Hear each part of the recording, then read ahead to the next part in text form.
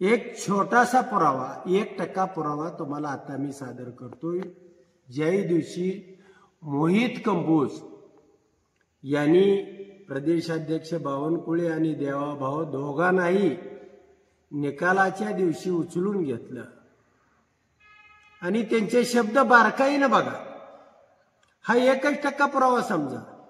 क्या बोला था 120। काय संबंध या मोहित कंबोजचा? कोण हा मोहित कंबोज? परंतु मी ठामपणाने सांगतो की या सगळ्या मशिनरींची जबाबदारी ज्याच्यावरती सोपवलेली होती आणि ती चोखपणाने पार पाडली तो हा मोहित कंबोज आहे।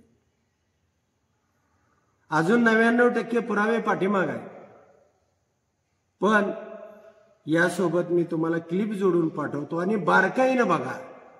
क्या बोला था 120 आणि मोहित कंबोजचा आनंद बघा, त्याचा चेहरा बघा। हा माणूस काही राजकीय नाही, हा माणूस कुठल्या प्रक्रियेमध्ये नाही, हा माणूस आमदार नाही, कधी मंत्री नाही, आणि तरी 120 जागेची जबाबदारी घेणारा हा मोहित कंबोज काय संदेश देतोय महाराष्ट्राला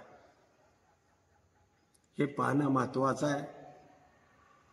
माझा स्वतःवरती आत्मविश्वास आहे, परमेश्वरावरती माझा विश्वास आहे आणि रामाच्या सत्य वचनावरती माझा विश्वास आहे की मी याचा तळ गाठणार।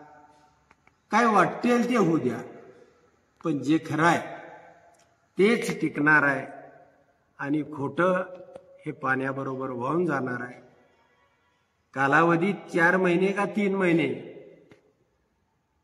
तो फार मोठा असणार नाही, पण मी खात्रीने सांगतो ज्या दिवशी या महाराष्ट्राच्या समोर ही चित्र मी उभा करेन त्या दिवशी महाराष्ट्र माझ्याबरोबर उभा राहील आणि या राज्यामधलं हे सरकार 100% जाईल आणि जे सरकार आबाळातनं पडलंय, ज्याला कोणी मतं दिली नाही, ते सरकार राहणार तरी कसं?